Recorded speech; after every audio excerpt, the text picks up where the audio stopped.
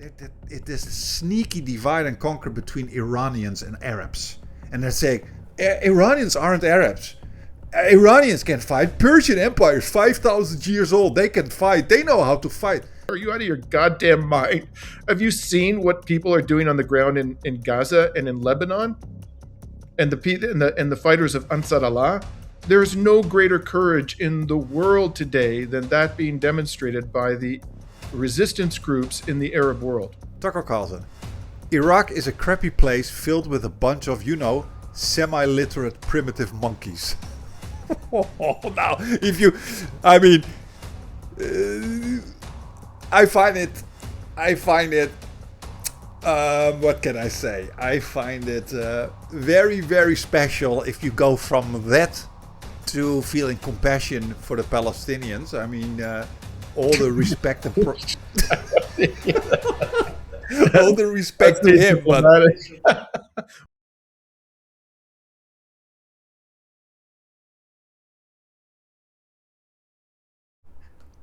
good day, everyone.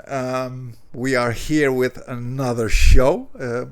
I'm seeing Dimitri again. A cool shirt, by the way, Dimitri. I think I saw it recently. It's very nice. It's good to see you again, brother. Dimitri and me are often talking about the state of affairs, also in the anti-imperialist sphere. That's what I always say. Dimitri says AIM in the anti-imperialist media. And there are a couple of things that I wanted to rant about. Dimitri and I often rant about the subliminal racism in the scene that is very frustrating. I got an email, Dimitri, from one of our viewers, and they watched one of our multiple shows where we complained about how in the anti-imperialist sphere they're often generalizing the Arabs, which is, by the way, still continuing, and also a complaint that they told me that you and Dimitri should stop talking about white supremacy because white working class people check out when you do that.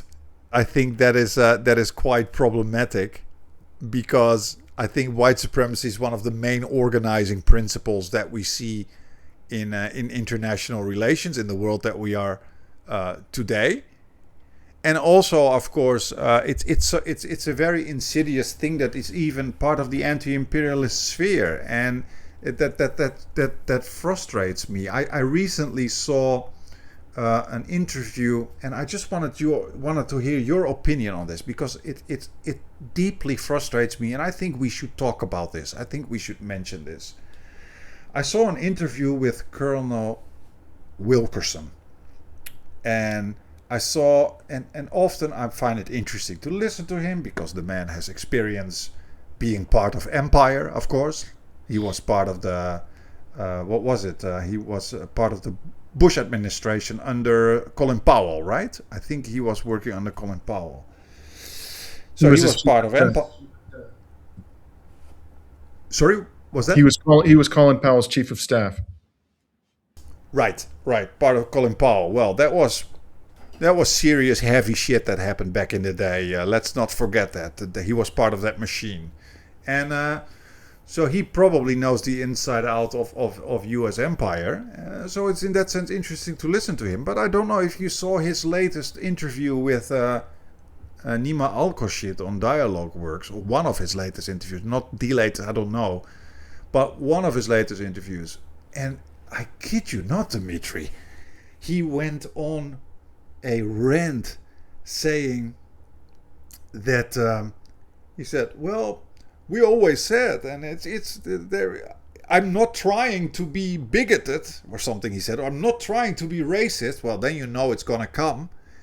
And then he said, bless you, then he said however, you gotta admit, the Israelis were lucky that they had to deal with Arabs, because in that sense Arabs can't fight, and the Iranians is a different story. Iranians can fight, he said, but he said the Arabs can't fight, they only fight among themselves. And I was seriously, I was, I was thinking, I was still shocked, but I was thinking, yeah, this is what you get when with a boomer brain. I mean, it's just, it's too late. And I was like, at that point, I think interviewers should push back. I think people should not just let it slide and think, oh, this is, no. You gotta push back here, because it's so normalized to stigmatize an ethnic identity that people don't even notice it anymore. First of all, tell that to Yahya Sinwar. The Arabs can't fight. Tell that to Yahya Sinwar. Tell that to the Yemenis. Tell that to the Algerians, who were one of the few that beat the French, that beat empire in general, that beat colonialism. Tell that to the Lebanese. Tell that to all these heroic fighters in Palestine. I find it of such an incredible, distasteful privilege that you're sitting there from your convenient Western couch. You were part of empire once, and you're now saying that the Israelis were lucky because them Arabs can't fight. You know what I mean? I just wanted to hear what do you feel when you hear that? As somebody also who is often among those people in the region, you know? Yeah, I saw that episode, and as I recall it, Karim, what he said was he quoted an Israeli general or political leader who said, you know, we're lucky that the people we've had to fight are Arabs. And then he went and expressed his own opinion. He kind of laughed, he chuckled, and he more or less agreed with the Israeli that, you know, it was a good thing for Israel that they had to fight Arabs because Arabs don't know how to fight. So he definitely was embracing this notion that Arabs don't know how to fight. And this is not by any means the only person in the AIM, white guy, who expresses these things. And let me say, just in case, you know, Colonel Wilkerson is listening to this conversation, I have a lot of respect for Colonel Wilkerson. I really do. But he says, you know, he's been outspoken in condemning the crimes of the United States government and Israel, and he has not hesitated to describe what is being done to the Palestinians as a genocide. He has excoriated the U.S. and Israel for launching this war of aggression on Iran. So he said a lot of things that I completely agree with, and I admire the fact that he's willing to be so critical of the U.S. military and the U.S. government as somebody who served in a high-ranking position in a Republican administration and who came out of the intelligence community. So I don't want to make it sound like, you know, I don't respect anything that Colonel Wilkerson has done or said. And he actually even paid me personally a compliment on a program that was brought to my attention. He was talking about the reporting that I was doing in Iran. So I don't want to be, you know, ungrateful here, but I recoiled in horror when I heard that comment, and I've heard it from other people. And one person who just repeatedly expresses that sentiment is Andrei Martyanov, who has I don't know if you've ever watched Andrei, but he's another person who's very, very recognizable in the AIM. He gets interviewed frequently by Nima. He gets interviewed by the Duran. He has his own podcast, which he's had for many years. And every time he talks about the wars in West Asia, he feels an obligation to say Arabs don't know how to fight. And so the first thing when I hear this, it really disgusts me. But the first thing that I think, what do they mean by that? What are they talking about exactly? So if they mean that the Arabs fight amongst each other, take a look in the fucking mirror, man. What was World War II? What was World War I? Wasn't it Europeans just engaging in the most horrific forms of barbarism against each other? Okay. And even within countries, the civil wars that have happened in Europe, that happened in Spain, the civil war that happened here in Greece after the Second World War. You know, so what, Arabs don't have a monopoly on fighting amongst themselves. Europeans do a damn good job of fighting amongst themselves. And they've killed each other to an absolutely horrific degree in these two world wars, and are now doing it, by the way, in Ukraine. Huge numbers of people have died in that war. That's a European war. So if that's what they mean, that Arabs fight amongst themselves, that's demonstrably, they're no worse than Europeans in that regard, and probably not as bad. Now, another thing they might mean by that is they're not courageous. Well, if that's what they mean, I'd say to you, are you out of your goddamn mind? Have you seen what people are doing on the ground in Gaza and in Lebanon? And the fighters of Ansar Allah? There's no greater courage in the world today than that being demonstrated by the resistance groups in the Arab world. No greater. And we could also talk about Algeria, the extraordinary resistance at overthrowing the French colonial masters, the millions of Algerians who died in that fight. So don't talk to me. Courage. No one in the West has any business lecturing Arabs about courage. Zero. What else could they possibly mean? Maybe they are talking about military science, the capacity to organize your military forces in a way to maximize their lethality, their destructive capabilities. Okay, maybe there they have a point, but that has nothing to do with fighting per se. Certainly doesn't have anything to do with courage. It just has to, all it means is that Western societies and governments have invested an extraordinary amount of money in perfecting the art of killing people. That's all it means. So at the end of the day, it is fundamentally, and this is a kind of what I would call latent racism you find in people. They don't regard themselves as racist.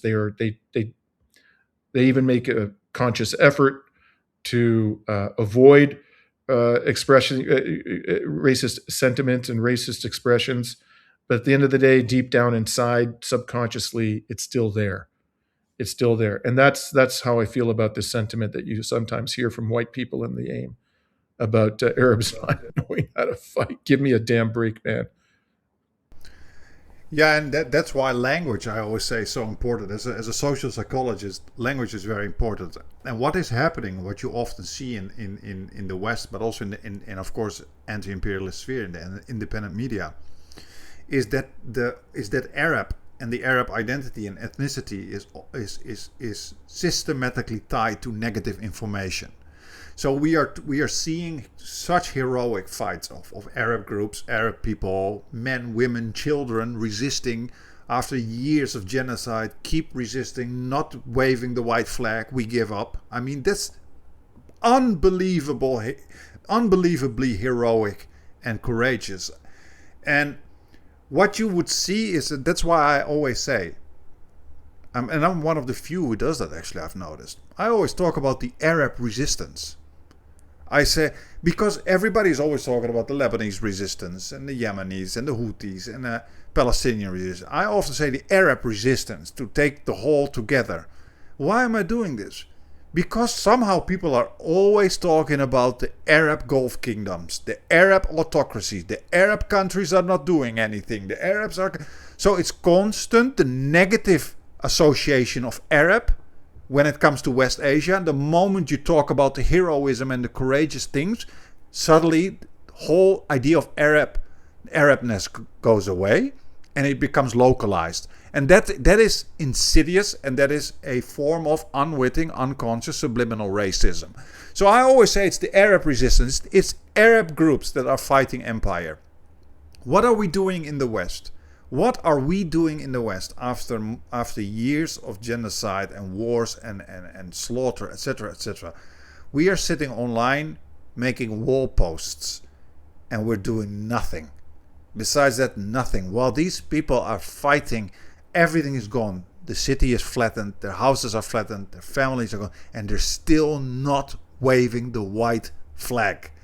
If that is not fighters, if these are not fighters, and the Algerians who lost millions to get the French out, one of the few countries in history, just like the Haitians, to get out the colonizer, fighting, asymmetrically.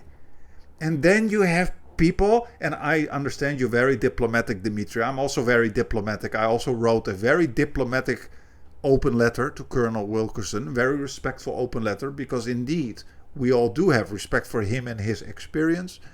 But we can also tell he has been part of US empire that harmed the region, period. And he is now in a very comfortable position of commenting on what is going on with U.S. empire. Luckily, he's critical of that, and that deserves respect as well. But to agree with the idea that people who fighting asymmetrical warfare and do not wave the flag can't fight because they fight among each other is such a disgrace. It's so insulting. It's so humiliating and infuriating. And if he's talking about Arab armies, so-called Arab armies, no, he's talking about armies from formerly colonized nations that are part of puppet regimes, and even if they're not part of puppet regimes, they're heavily disadvantaged compared to empire. So of course these armies are worse off than. But what has that to do with Arabs? What has that to do with the Arab identity? What are you talking about here? And you know that this is another very Western thing. That's that divide and conquer, that people do not realize that they internalize it and reproduce it. Then the whole time it is a sneaky divide and conquer between Iranians and Arabs. And they say, Iranians aren't Arabs. Iranians can fight. Persian Empire is 5,000 years old. They can fight. They know how to fight. First of all, among many Persians, the Persians is not a race. That's Western colonial thinking, to think in races. The Persian Empire had many, many different ethnic groups, including Arabs, by the way. Mm-hmm. But to try to divide them sneakily, well, they are better than them. And we did it in the Netherlands too. Like you had the Indonesians and then you had the Moluccans. This is another group. And then, the Moluccans are much better fighters than the Indonesians. Or they are lazy and these are more hard workers. And it's just so disgusting. You know what I mean? Yeah. Sorry, I'm ranting on here. Nope. No, I completely agree. I think they do try to. There's been. I wouldn't say it's a conscious effort, but there have been a number of comments made in the alternative media by military experts, which seem, in their effect, if not their intention, to create some kind of a divide between the Iranians and the Arabs. I just find, no one in the current struggles against genocide and imperialism in West Asia has sacrificed as much as the Arab people have. No one, not even our brothers and sisters in Iran have. I mean, look at what is happening to. We all have seen in horror what's happened to occupied Palestine, particularly Gaza. But look at South Lebanon. South Lebanon is being turned into Gaza, and they're still fighting. And Yemen back in the day. Yemen, absolutely. They killed the entire cabinet of Yemen. They murdered the prime minister, the foreign minister, virtually every minister in the government. They effectively were committing genocide in Yemen. The West, through their Saudi and Emirati proxies for several years, starting about 2015, 2016, and they're still standing. There's no one in the world today who has put up more effective and courageous resistance to Western imperialism and wars of genocide than the peoples of the Arab world.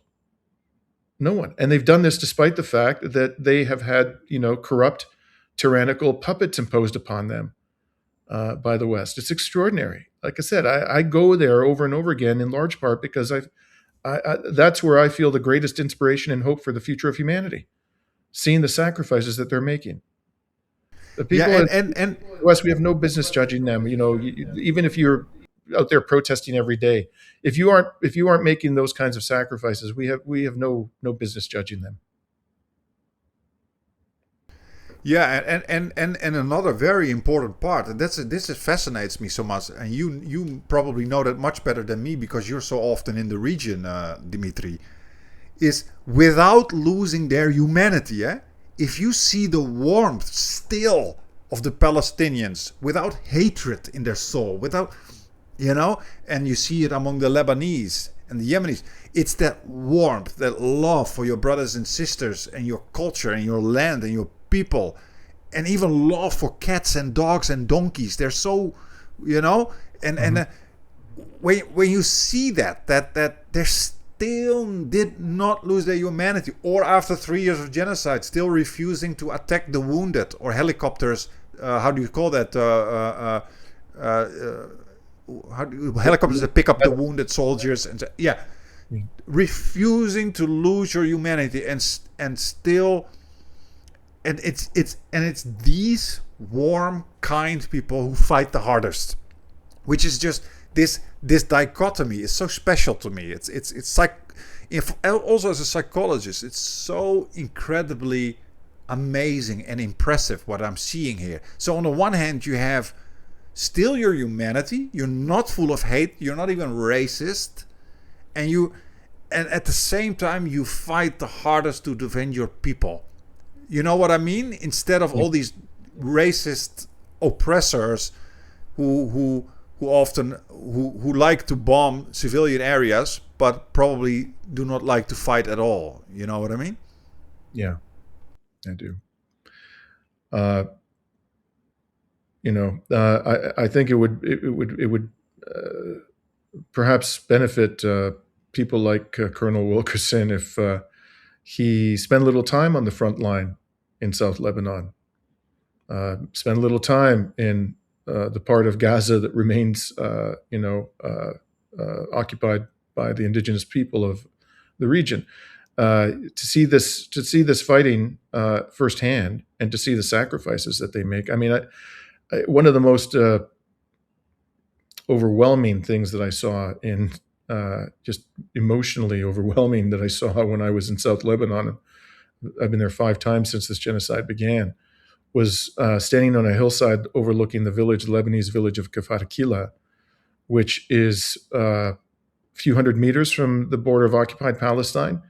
And there is a Israeli military base on a hill on the other side of the border, which is plainly viewable from what remains of Kafarakila. The whole village had been leveled to the ground. Virtually everything had been razed to the ground. There was just a few small structures that were standing. And when I looked down in the valley below, at the remains of Kafarakila, you could see people who planted the flag of the resistance on the remains of their home. So they were advertising to the whole Israeli military, we support Hezbollah, okay? And they were standing there in front of their homes with the flag on the ruins of their home, and they had like a barbecue, and they were cooking, just saying, we're not leaving our land, nor are we going to hide. These were civilians, these weren't fighters, right? I mean, who in the West demonstrates this level of courage? They were completely exposed. They were putting their very lives at risk. As a matter of principle, I'm going to stand here and declare my devotion to the resistance, and I will not leave my demolished home, even with an Israeli military base overlooking me and drones flying overhead, as they were at that particular moment. Who are we to judge their courage or their ability to fight or their willingness to do so? If we're in the West, give me a break. Yeah, and same with all these health workers who just know they are food for snipers, and they still go. I mean, when you see these videos of Palestinians who literally walk onto the street, yet they know snipers are shooting from everywhere because they see a strange, not a familiar, a strange dead Palestinian there, and they want to give that person a burial. They are pulling these people off the streets, like people they don't know, and I'm just baffled. Like, why would you do that?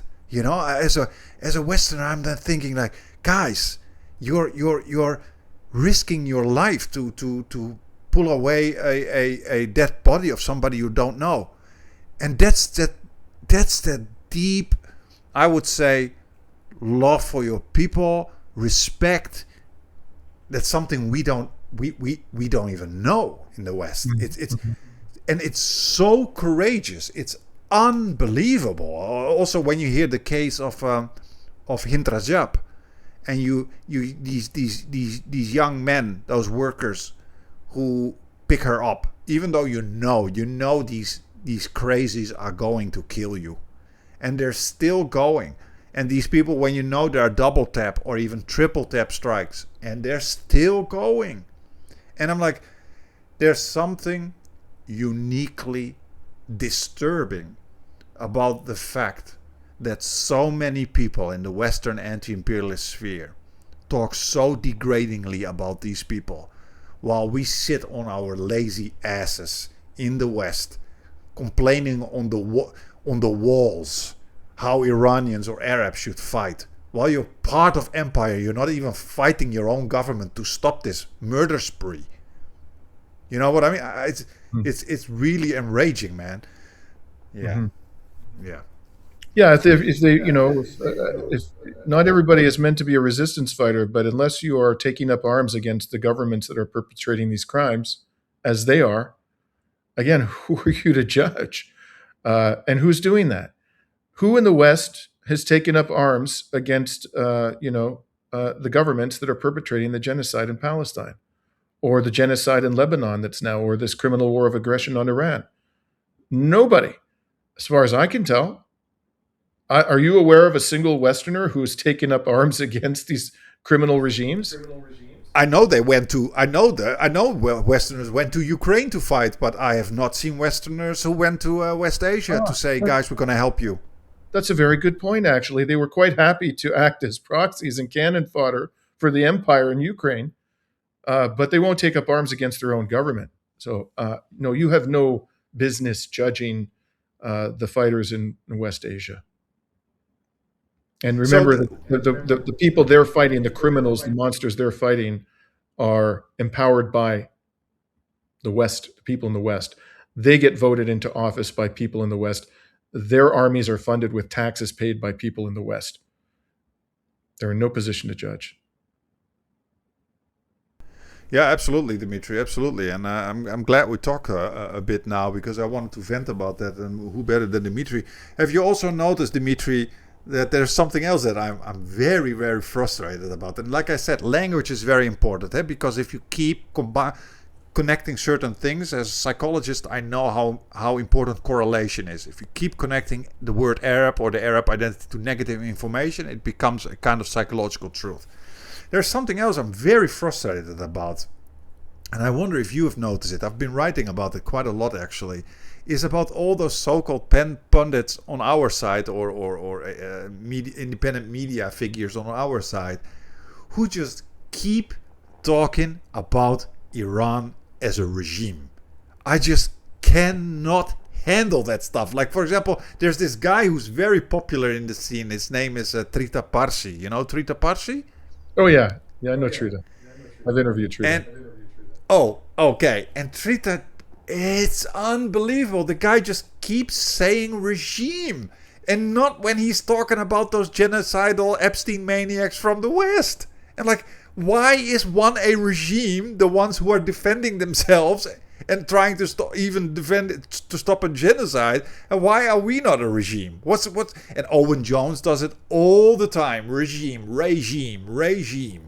And like, there is this on the left side, even on the anti-imperialist side, often you have the reproduction of imperialist language and imperial propaganda. You know, that the Arab thing is one, this is another one that needs to go away. What do you think? Oh, goodness, usual. I'm in complete agreement with you. I was on, do you know who Mario Nafal is? Yes. Yeah. I can't watch him. Yeah, for some reason he started inviting me onto his program. So I've done numerous interviews.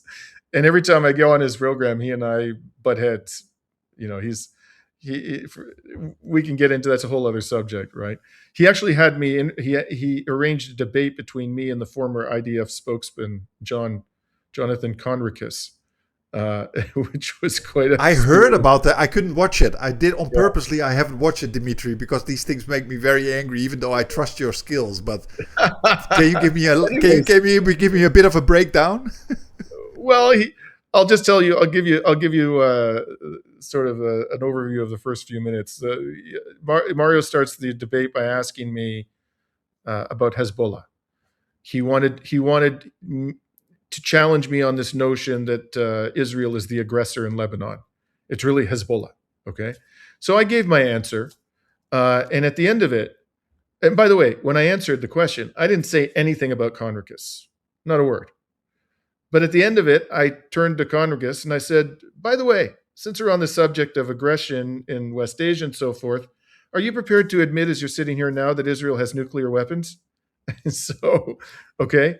So then he starts talking and immediately he attacks me. Immediately. You have some crazy obsession. I checked out your profile.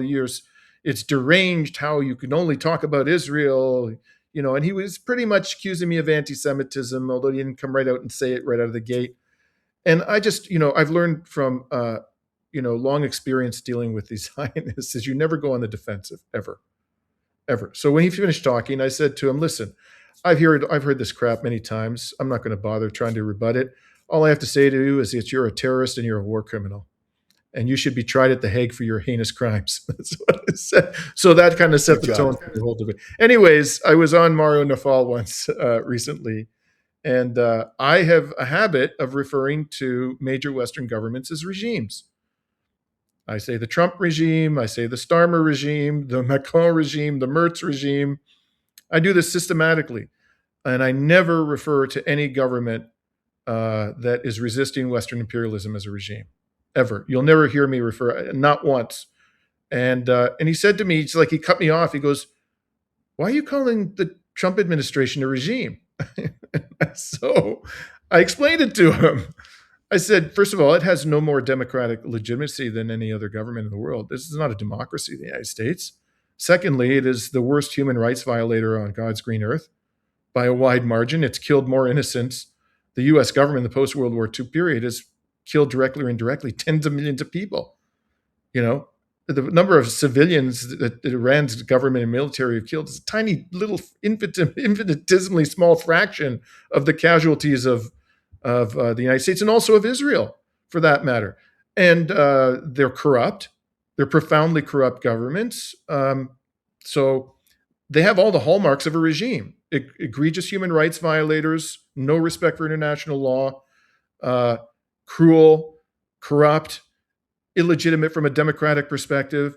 And in all of those respects, they're worse by a wide margin than any of the governments that we call regimes in the West. So that's why I call them a regime.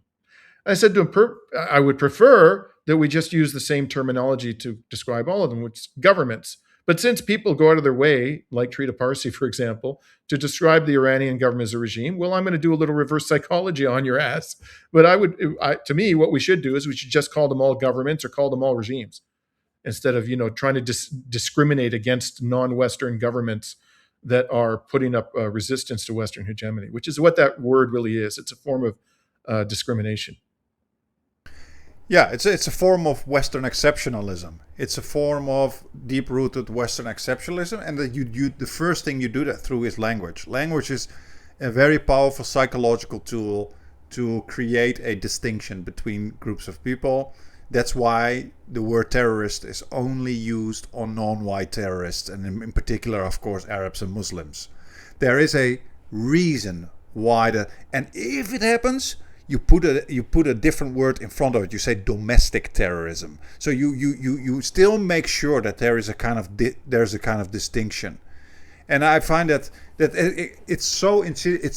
I find it so problematic, Dimitri, that the moment people do it, I can't listen to them anymore. I cannot do it. Like, I give you an example. I have great respect for somebody in the mainstream like Owen Jones, doing so much on Palestine.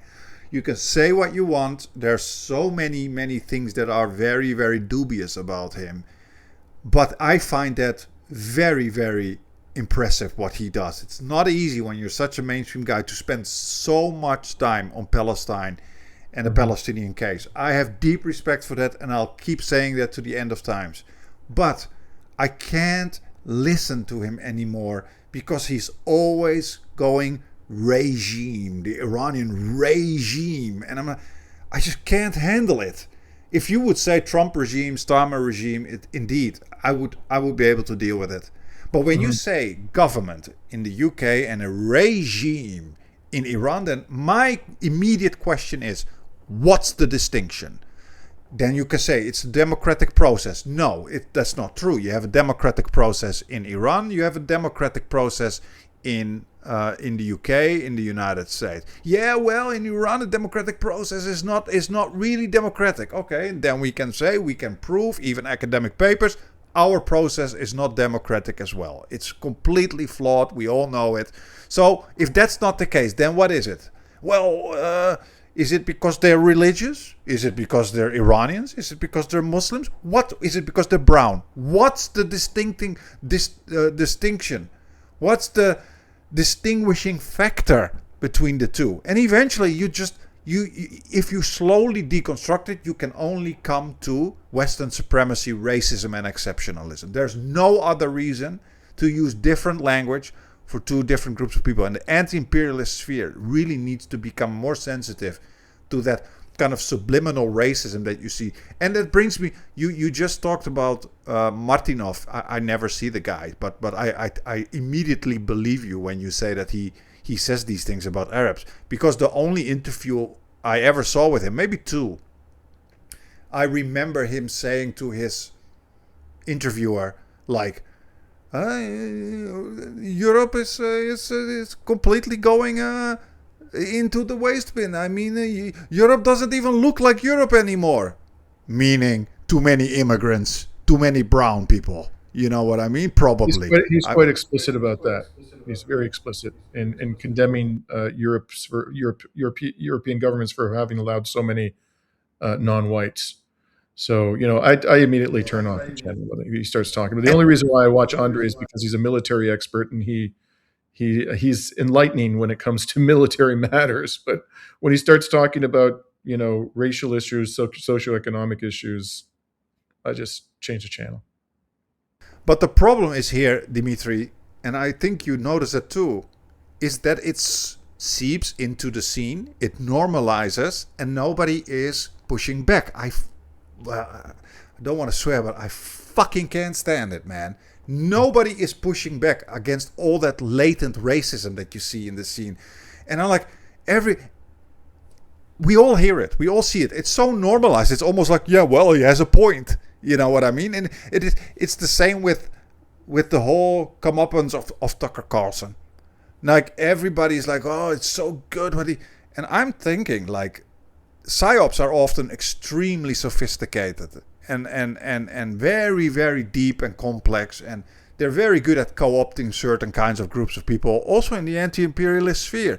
And when I saw Tucker Carlson very recently, and he was interviewing somebody, and he was saying really good stuff about Israel and what's happening in Palestine, and I'm like, okay, this is convincing me. This is convincing me. And then suddenly his guest said that Hezbollah and the Lebanese resistance, they are. I don't remember exactly what happened, but Tucker was immediately like, yeah, they are out to destroy Israel. These people are out to destroy Israel. They want to wipe Israel off the map. And I'm like, just this little sneaky sentence. I checked the comment section. Literally no one even reacted on it. And I'm like, am I just this oversensitive guy that picks up on these things all the time? Because I'm like, this already tells me there's something not kosher here, if this is your opinion. You know what I mean? And everybody is Tucker now. Tucker. Oh, Tucker's got a lot of learning to do. He's made progress. But anybody who says that Hezbollah wants to destroy Israel, Jesus Christ, man. This is another subject that came up in that debate. I was like, look at the body count on both sides of this conflict. According to the Israelis, so these are their numbers, okay? From March 2nd to, when Hezbollah re-entered the fight, to last time I checked, I guess it was about 10 days ago, Hezbollah had killed, according to the Israelis, two civilians. And they had killed 23 so-called soldiers. Really, they're terrorists, but Israel calls them soldiers, okay? So the ratio of soldiers to civilians was 10-1, okay, on the side of the Israelis. On the Lebanese side, thousands of civilians have been killed. Thousands. We don't know how many fighters have been killed, but it's probably less than the number of civilians. At best, it's 1-to-1 the ratio. At best. So who's no way. No who's way. trying to wipe out whom? Are you kidding me? Hezbollah's the one trying to destroy Israel? I mean, God, just look at the landscape, man. They've created a second Gaza in South Lebanon. They've literally razed to the ground village after village after village. And as you said, they're murdering medics. They're murdering journalists in South Lebanon. And we're supposed to believe that Hezbollah is the problem? Hezbollah is trying to wipe Israel off the map? What drug are you smoking? Yeah, it reminds me of an interview I did. I think it was maybe with Late, maybe with Kevork. I don't remember. But I consider this what Tucker Carlson is doing. And I usually don't spend time on individuals on this channel, but sometimes we need to talk about these things. But what Tucker is doing in a way is kind of what Al Jazeera is doing in West Asia. Why am I saying this? You are very good on one topic. Al Jazeera is quite good on Palestine. And because you become believable and legitimate on that aspect, you can use your other messaging to convince people. So Al Jazeera is very convincing in certain pro-Gulf states kind of information and everything, and anti-resistance stuff. And so that's a very sophisticated propaganda system of an empire. And that happens on an individual level too. So you have a Tucker Carlson who says some really good stuff about Israel and everything. But at the same time, he also says it's Israel controlling the United States. And if that wouldn't happen, the United States was probably more innocent.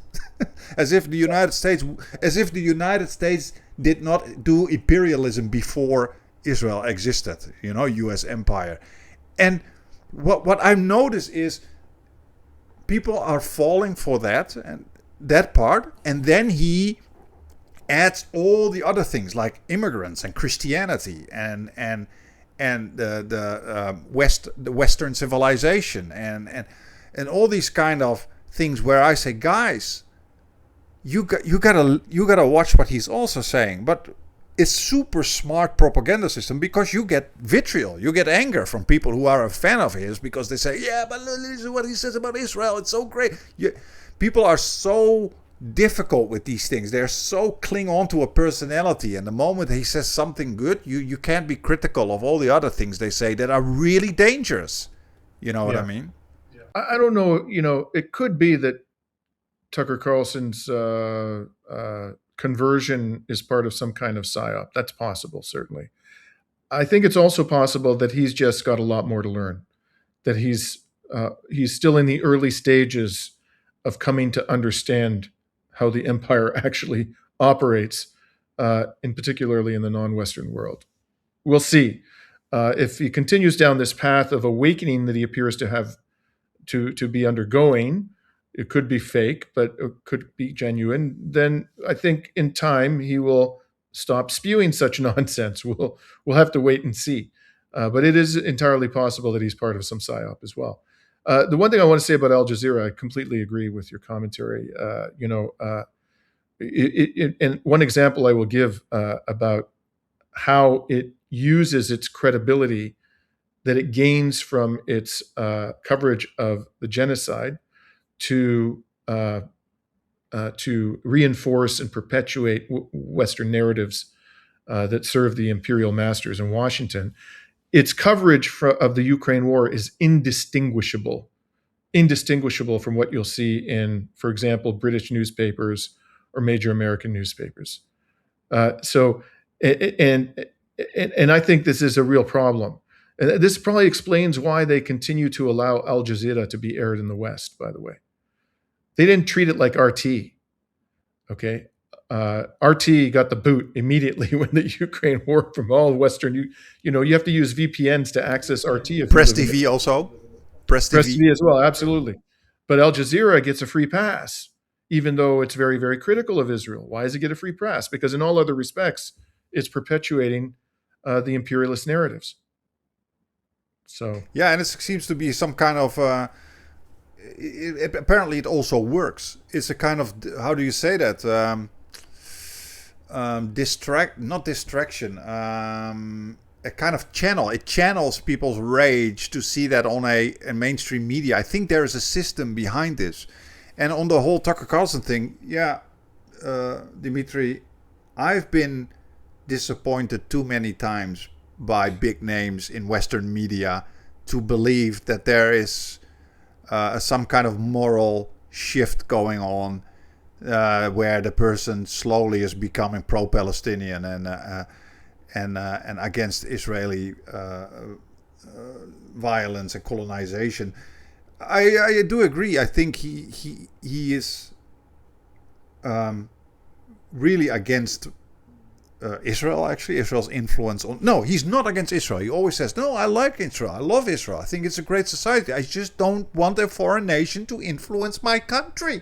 So that is already weird to me. Why do you still like Israel? Why do you still like the country? Why you admire the place, you like the place, you just don't like a foreign nation to influence my country. But why do you like it when it's committing genocide and it's illegally stealing other people's land? What's going on? You see what I mean? I'm not convinced. Oh, you I'm have not you have good convinced. reason to be skeptical, brother. It could be a complete facade, a subterfuge. Absolutely. Uh, my guess is that there is some sincerity to this too, because it's not just he does say that and it's gross. I just shake my head in disbelief when he says, "I like Israel." You admit that Israel's committing genocide, but you like Israel? What do you like about it exactly? But he does seem to be genuinely outraged by what is being done to the Palestinian people.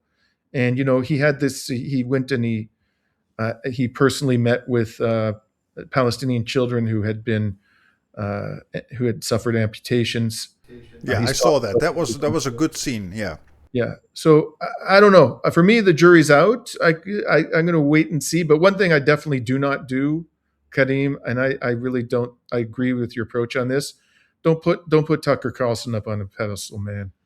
He doesn't deserve to be put up on a pedestal. Okay, the best you can say about the guy is that he started late in life to have an awakening after spreading lies about the non-Western world and the U.S. empire for most of his career and being paid very handsomely for it. So that hardly makes him a hero. Okay, he's no hero, but maybe he is genuinely undergoing some kind of an awakening late in life. Absolutely, absolutely, and I will never forget, of course, the words of what was it, semi-literate, blah blah blah, monkeys. That's what he called Iraqis. I forgot the other part. He said the I semi-literate. didn't know that, but I'm not surprised. Yeah, I'm not surprised. let me quickly Google it. I wanna find this out. Semi-literate monkeys. Carlson. Let's see. Uh, so the AI. Oh yeah, Tucker Carlson. Iraq is a crappy place filled with a bunch of, semi-literate primitive monkeys. Now, if you, I mean, I find it. What can I say? I find it very, very special if you go from that to feeling compassion for the Palestinians. I mean, all the respect and all the That's respect to being him, but diplomatic. What year did he make that disgusting remark? let me check. Okay, so here's the article. This is from Democracy Now! Fox News Tucker Carlson calls Iraqi semi-literate primitive monkeys in serviced recording. This is Tucker Carlson speaking in 2006. Okay, so he had 20 years to change from seeing Arabs as monkeys to people he wants to help. Let's hope it, Dimitri. But like I said, I've been disappointed too many times by Yeah. Western racism to really believe in these kind of deep internal changes. But I may be wrong. I may be Yeah. wrong. One thing that remains true of him, it's a big criticism I have, is that he's completely oblivious to the fact that the United States was have founded on a genocide. Like he actually seems to believe with every fiber of his being that the white man is indigenous to the country we now call the United States of America and has some kind of divine innate right to occupy it and exploit it. He's just completely oblivious to the fact that it was stolen from an indigenous people by means of a genocide. Really? Oh yeah, totally. Listen to him talk about what it means to be an American, and this is our land, and we belong to this land. It belongs to us.